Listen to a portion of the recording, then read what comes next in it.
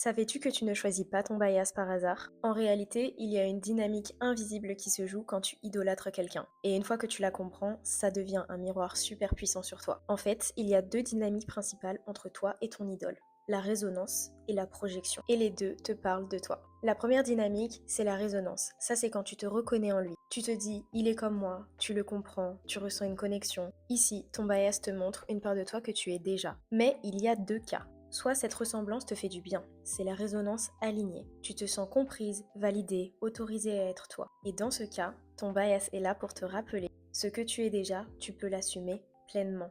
Que ce soit une force ou une insécurité, tu as besoin de te valider dans ce que je te reflète. Soit tu te reconnais, mais ça te pèse. Ça, c'est la résonance déséquilibrée. Par exemple, tu prends soin des autres comme Bangshan, mais ça t'épuise. Et là, ton bias ne te valide pas seulement, il te montre ce que tu dois rééquilibrer. Dans cet exemple, ce serait commencer à prendre autant soin de toi-même que tu prends soin des autres. Ensuite, après la résonance, nous avons la projection. C'est la dynamique la plus fréquente. Et là, c'est quand tu l'admires de loin et que tu le mets sur le piédestal. Mais là aussi, il y a deux cas. Soit tu aimerais être comme lui.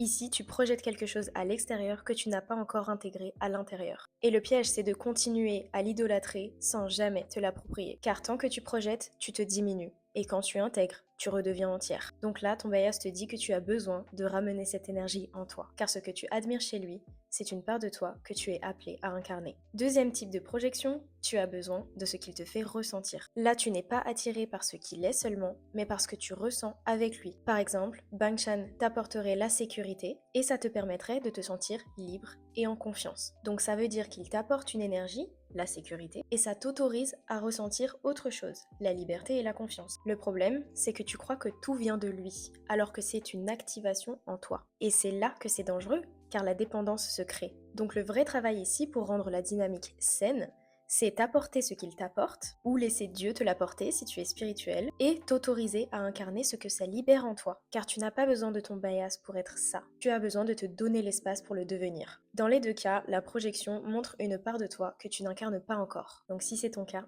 ton rôle, c'est de t'autoriser à devenir ce dont tu te crois séparé. Donc, dynamique de résonance ou de projection avec ton idole, c'est souvent un mélange des deux. Ton bias est un miroir de ce que tu es déjà et de ce que tu n'oses pas encore être. Et souvent, tu n'idolâtres pas quelqu'un pour qui il est, mais pour ce qu'il active en toi. Dis-moi dans les commentaires qui est ton bias, si ça a résonné et ce que ça révèle en toi.